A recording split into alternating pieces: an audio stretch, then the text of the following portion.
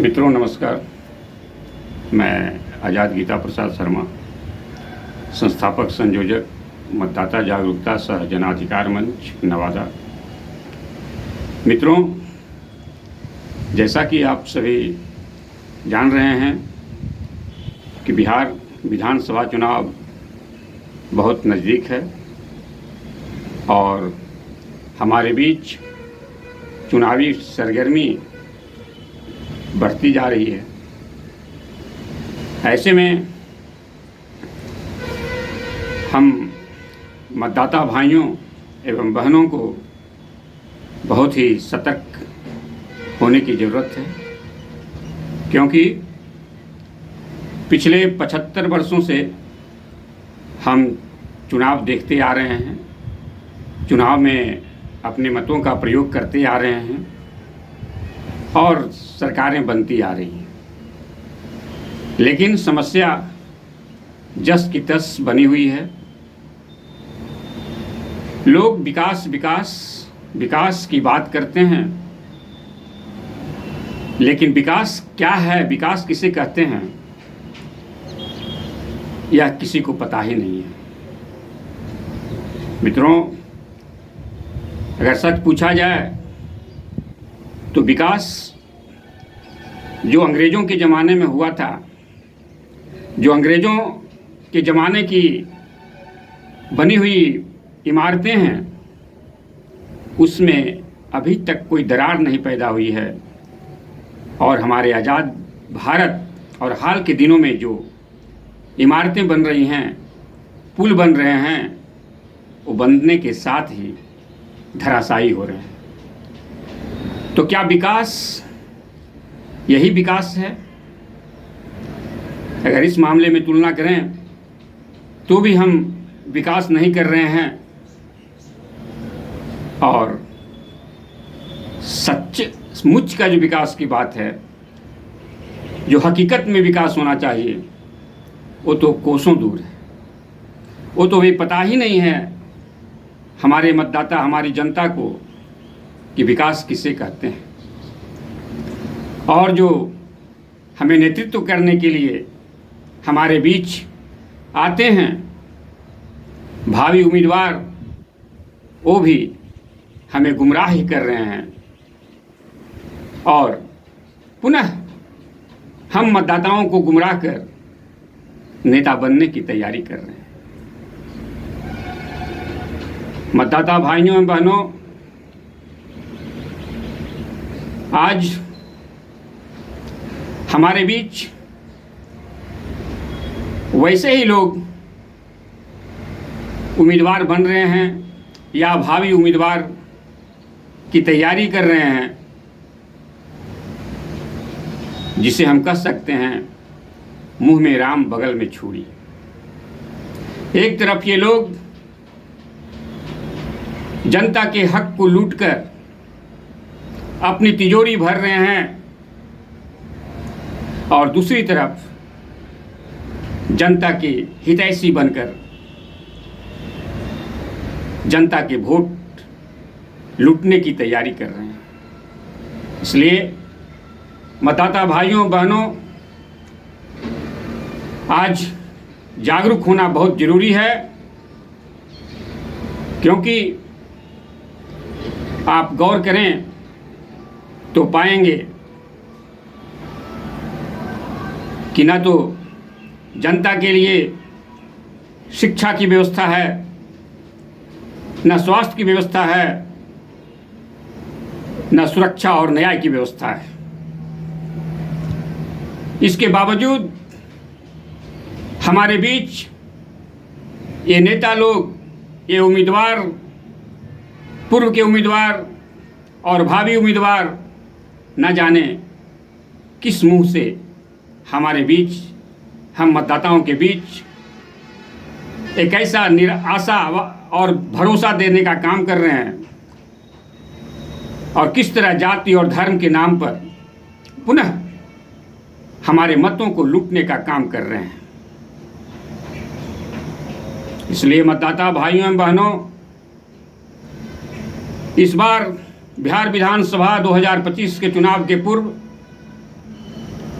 हमें उन गलतियों को नहीं दोहराना है जिन गलतियों को दोहराकर हम आज इस बुरी परिस्थिति में फंसे हुए हैं। मतदाता भाइयों बहनों, हम वैसे ही उम्मीदवार को अपना नेता चुनेंगे, ये संकल्प लेना होगा जो उम्मीदवार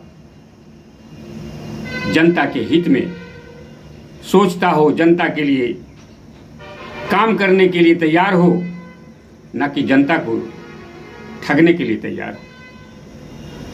आप गौर करेंगे कि चुनाव के पूर्व भी जितने भी लोग मतदाताओं के बीच जा रहे हैं वे कैसे लोग हैं। वे एन के एन प्रकारेण भ्रष्ट माध्यम से जिनके खातों में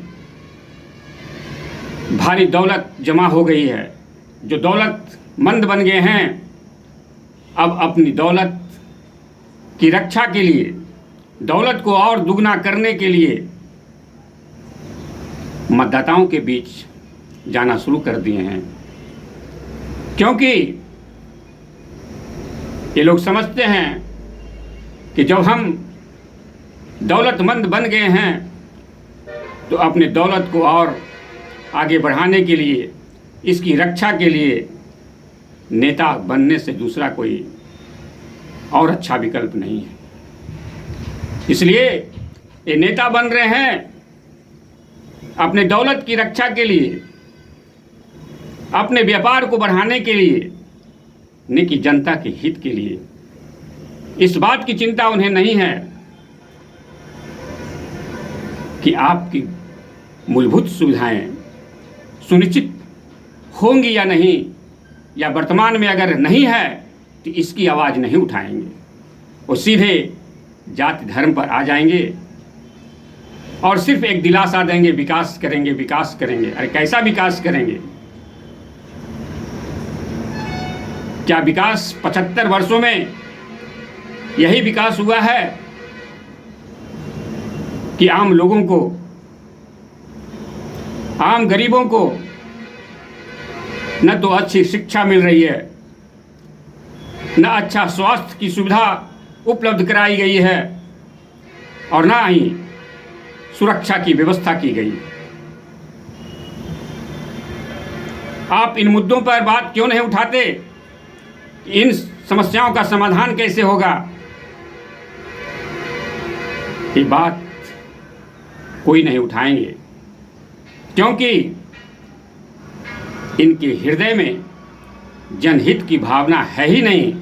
ये तो व्यापारी हैं, ये तो अपराधी हैं जो अपने अपराध, अपने व्यापार से बचने के लिए नेता बनना चाहते हैं।